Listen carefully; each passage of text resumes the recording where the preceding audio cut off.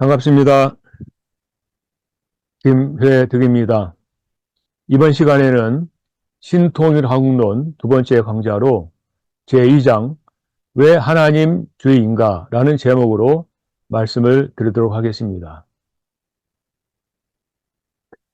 본 주제 강연은 네 파트로 나누어서 첫 번째, 공산주의 출현의 배경, 그리고 하나님의 실존성과 하늘 부모님론, 그리고 세 번째, 하나님주의로 본 변증법적 유물론 비판과 대안, 그리고 마지막으로 신통일 한국 실현의 길, 이런 제목으로 말씀을 드리도록 하겠습니다. 내용이 길기 때문에 이번 시간에는 그 전반부에 해당하는 공산주의 출현 배경을 집중적으로 말씀을 드리도록 하겠습니다.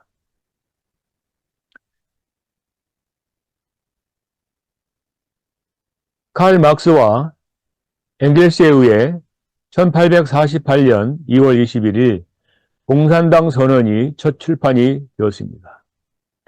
그 당시 사람들은 공산주의 출현이 인류 역사에 이처럼 엄청난 피해와 고통을 줄지는 아무도 몰랐습니다. 공산당 선언 이후 69년 후인 1917년 레닌에 의해 최초로 러시아가 공산화가 되었습니다. 그 공산화가 되는 과정에서 기독교인 2,700만 명, 반동문자로 지켜 죽은 사람이 4,500만 명, 합해 7천만 명이 잔인하게 학살되었다는 걸 생각할 때에 잘못된 사상과 이념이 인류에게 얼마나 큰 해악이 될 수 있는가를 생각하게 하는 것입니다. 중국도 마찬가지입니다. 중국이 공산화되면서 172만 8천 명이나 되는 수많은 사람들이 희생되었습니다.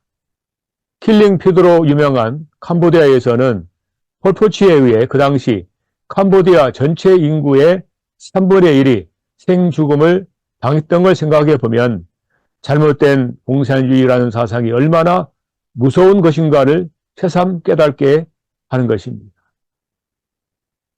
공산주의 사상은 우리 한반도에도 엄청난 영향을 주었습니다. 1945년 해방과 더불어 소련이 김일성을 앞세워 북한 땅에 공산주의를 심고 6.25 전쟁을 일으켜 우리 민족에게 얼마나 많은 고통을 주었습니까? 같은 성을 쓰고 같은 말을 쓰는 같은 동족끼리 왜 총칼을 겨누고 싸웠겠습니까? 그것은 바로 공산주의라는 사상 때문이었습니다. 사상전쟁은 6.25로 끝난 게 아니고 지금의 순간까지도 계속 진행이 되고 있다는 것입니다. 한 언론 보도에 의하면 현재 대한민국은 진보와 보수와 이념 갈등 그리고 빈보 갈등이 세계 최고 수준이라고 합니다. 여러분, 이러한 심각한 문제를 어떻게 해결할 수 있겠습니까? 반드시 그 해결 방안을 찾아 실천해 나가야 할 것입니다. 이러한 문제 해결을 위해서 먼저 어떻게 해서 공산주의가 출현하게 되었는가, 그 배경을 알아보고 그 대안을 제시해 드리도록 하겠습니다. 공산주의가 출현했던 유럽의 역사를 잠시 살펴보겠습니다. 유럽의 역사는 크게 세 부분으로 나눠볼 수 있습니다. 찬란했던 고대 그리스와 로마 문명이 있었고, 정치, 경제, 사회, 문화가 비약적으로 발전했던 르네상스와 종교개혁 이후의 근대사가 있습니다. 그리고 그 중간에 중세 시대가 있는데 흔히 이 시대를 중세 암흑시대라고 말합니다. 중세 시대의 특징은 기독교 문명권 시대로 교황이 절대 권력을 가지고 통치하던 시대였습니다. 그런데 여러분들도 알다시피 200년간에 걸쳐 9차례의 십자군 전쟁이 일어났습니다. 기독교와 이슬람이 예루살렘 성지 회복을 위해 긴 싸움이 있었던 것입니다. 결국 이 전쟁에서 기독교는 패하게 됩니다. 이때 교황의 권위가 추락하고 말았던 것입니다. 뿐 아니라 14세기 무렵 유럽엔 흑사병이 만연합니다. 그 당시 유럽 인구의 3분의 1인 2,500만 명이 죽음을 당하는 엄청난 사건이 발생한 것입니다. 그때만 해도 사람들은 교회의 모든 걸 의지하는 시대였기 때문에 환자들이 교회를 찾았지만 아무 소용이 없었습니다. 속수무책으로 죽어가면서 교권, 나아가서는 교황의 권위는 땅에 떨어지고 맙니다. 이러한 교황권의 쇠퇴와 교권의 타락으로 말미암아 루터와 칼빈 등에 의해 종교개혁이 일어나게 됩니다. 종교개혁의 성공으로 개신교가 성장하면서 결국 구교인 카톨릭과 개신교의 충돌이 벌어지게 됩니다.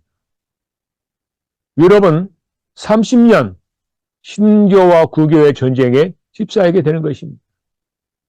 이 30년의 극렬한 전쟁이 1648년 베스트팔렌 조약으로 전쟁이 끝날 때까지 약 800만 명이 사망하게 됩니다.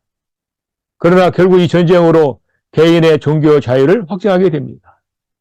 영국은 1688년 명예혁명 성공으로 의회 민주주의가 정착하게 되었고, 자유평등 박애를 외치면서 일어났던 프랑스는 1789년 혁명으로 전 유럽에 자유주의를 퍼뜨리는 결과를 낳게 되었던 것입니다. 이때 유럽인들은 성서를 통해 진리를 탐구하던 시대에서 이제는 사람을 통한 진리 탐구로 변하게 됩니다. 유럽에는 합리론이, 영국에는 경험론 등의 철학이 발달하게 됩니다. 특히 독일에는 칸트와 같은 큰 철학자가 등장을 합니다. 칸트는 경험론과 합리론을 종합하려 노력을 했으며 피테, 셀링, 헤겔로 이어지는 대표적인 관념론자들이 등장하게 됩니다. 한편 영국에 일어나는 산업혁명으로 말미암아 엄청난 부를 쌓은 부르주아 그룹이 형성이 되고, 또 아주 적은 임금을 받으면서 혹사당했던 노동자 그룹이 생겨나면서 노동자 인권 문제가 대두하게 되는 것입니다. 이때 열혈 청년 칼 마르크스는 영국에서 엥겔스와 함께 공산당 선언을 하게 되는 것입니다. 관념 철학의 대표적인 학자인 헤겔은 역사는 절대정신, 세계정신의 자기 전개라고 말하였습니다. 헤겔은 유실론적 입장에서 총체적 이성인 절대정신이 세계를 움직인다고 보았습니다. 그런데 그 반대로 칼 마르크스라는 인물이 등장해서 신을 부정하고 정신이 아닌 물질이 스스로 운동한다는 개념을 중심하고 공산주의 철학과 세계관을 만들었던 것입니다. 여러분, 이 민주주의와 공산주의 이념 대결의 그 근원, 뿌리는 무엇이겠습니까? 결국 그것은 정신이 먼저냐, 아니면 물질이 먼저냐, 나아가서는 신이 있느냐 없느냐는 싸움이라는 것입니다.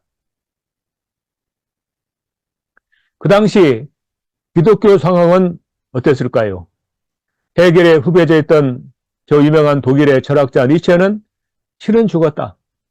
교회는 신의 무덤과 묘비가 아니라면 무엇이라는 말인가? 라는 유명한 말을 남겼습니다. 니체와 함께 20세기 실존주의 철학자의 선구자였던 키르케고르도 만약 덴마크에 예수가 오면 또 십자가에 매달릴 것이 분명하다라고 말했습니다. 한마디로 그 시대는 도덕과 윤리 양심은 물론 하나님까지도 잊고 살아가던 시대, 인간들을 향한 선포였던 것입니다. 이러한 상황에 대해서 유명한 아놀드 도이베는 이렇게 말합니다. 공산주의 출현한 것은 기독교에 대한 고발과 참소라고 말했던 것입니다. 공산주의는 무신론적 종교이며 전투적 무신론이며 기독교의 사상이라고 말했던 것입니다. 칼 마르크스의 공산주의는 지금까지도 세계 인류에게 엄청난 고통을 안겨주고 있습니다. 지금 이 순간에도 공산주의 부활을 꿈꾸는 러시아의 푸틴의 우크라이나 침공으로 말미암아 수십만 명이 죽어가고 있고 지금도 전쟁이 진행이 되고 있는 것입니다. 그리고 휴전선 북쪽에 살아가고 있는 북한 동포들은 1인 독재 체제 하에서 나날이 배고픔과 추위에 떨며 살아가고 있는 것입니다. 칼 막스와 앵겔스가 만든 공산주의가 1945년 8.15 해방과 더불어 김일성을 앞세운 공산주의가 북한에 자리를 잡았고, 남쪽에는 미국에서 공부를 했던 이승만을 앞세워 자유민주주의가 자리를 잡고 남북이 분단된 채 벌써 79년이라는 세월이 흘러왔습니다. 내년 2025년은 분단 80주년이 되는 것입니다. 분단 이후 지금까지 남북은 어떻게 변해왔고, 앞으로 어떻게 해야 분단된 우리 민족이 하나로 통일이 되고 번영할 수 있을지에 대해서 함께 고민해보는 시간이 되기를 바랍니다. 그동안 우리 대한민국은 전 국민이 열심히 노력을 해서 세계 경제 10위권의 기적을 만들었습니다. 그 반면 북한은 세계 최하의 가난한 나라가 되고 말았던 것입니다. 현재 북한의 GDP, 즉 국민 총생산은 남한의 1.8% 수준에 불과한 것입니다. 그런데 북한은 가난하기는 하지만 아주 어릴 적부터 철저하게 김일성 주체 사상 교육을 통해 전 인민이 실용화된 집단이 된 것에 비해 우리 대한민국은 어떻습니까? 자유시장 경제 체제 하에서 내부를 들여다보면 엄청난 빈부 갈등과 세대 갈등, 지역 갈등, 게다가 이념 갈등으로 몸살을 앓고 있습니다. 그래서 여러분, 지금 남쪽에는 탈북민 3만 3천여 명이 살아가고 있습니다. 그런데 그분들이 남쪽에 내려와 자본주의 사회에 잘 적응하지 못하고 있다는 것입니다. 그중에 많은 사람들은 자살을 하고 있는 사람도 있다고 하는데 남한의 자살률보다도 2배가 많다고 합니다. 여러분, 이러한 문제들을 어떻게 해결할 수 있겠습니까? 여기서 우리는 먼저 북한의 주체 사상이라는 것이 무엇인가에 대해서 잠깐 알아보도록 하겠습니다.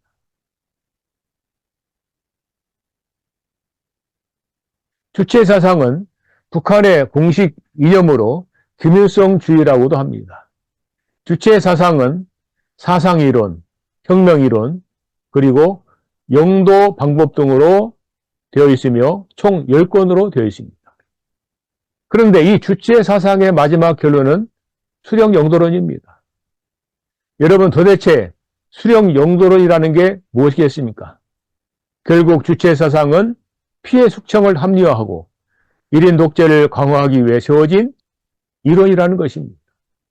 더 나아가 주체 사상은 김일성을 교조로 하는 종교 집단이라고 말씀드릴 수가 있는 것입니다. 주체 사상의 수령론에 보면은 뭐라고 되어 있는지 잠시 살펴보겠습니다. 주체 사상에서 기존의 사회주의의 사상적 기초인 막스 레닌주의를 혁신적으로 개성한 분도 수령이고, 사람의 운명 문제를 해명하며 사람의 존엄과 가치를 추상해서 보장해주고 사람을 영생으로 이끌며 사회 정치적 생명을 부여해주는 사랑의 최고 화신도 수령이며, 민족 운명의 구원자이자 민족 통합의 구심점도 바로 수령이다 라며 한마디로 김일성이를 신격화하고 있다는 것입니다.